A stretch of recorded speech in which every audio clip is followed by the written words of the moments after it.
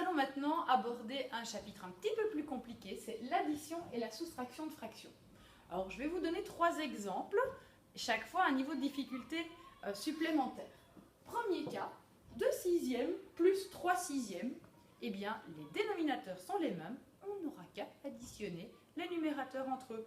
2 sixièmes plus 3 sixièmes, ça fait 5 sixièmes, au même titre que 2 kiwis plus 3 kiwis valent 5 kiwis.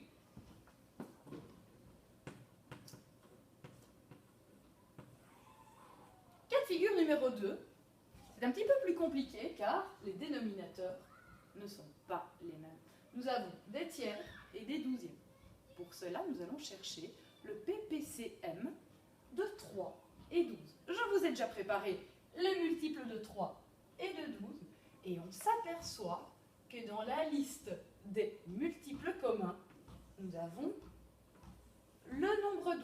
Cela signifie que les deux fractions vont devoir être réduites au même dénominateur, à savoir 12. Je vous montre. Tout sera en douzième pour arriver à une réponse qui, elle aussi, sera en douzième. Comment passer de 4 tiers à des douzièmes? Tout simplement en multipliant le dénominateur par 4, mais aussi le numérateur. 4 fois 3, 4 fois 4, cela fait 16. Un douzième est déjà en douzième. Un douzième.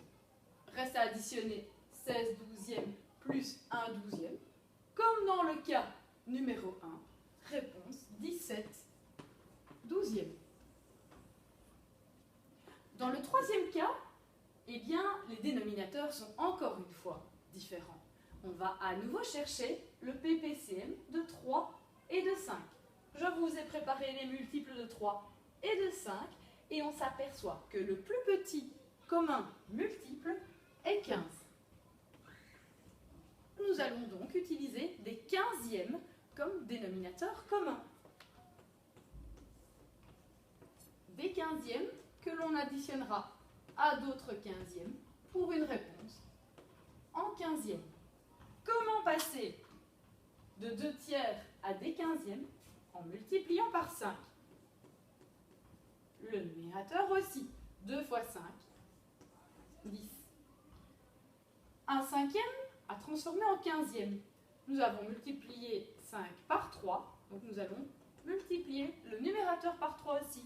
1 fois 3, 3. Reste à additionner 10 quinzièmes et 3 quinzièmes, comme dans le cas numéro 1, ce qui nous donne 13 quinzièmes. Comme réponse finale,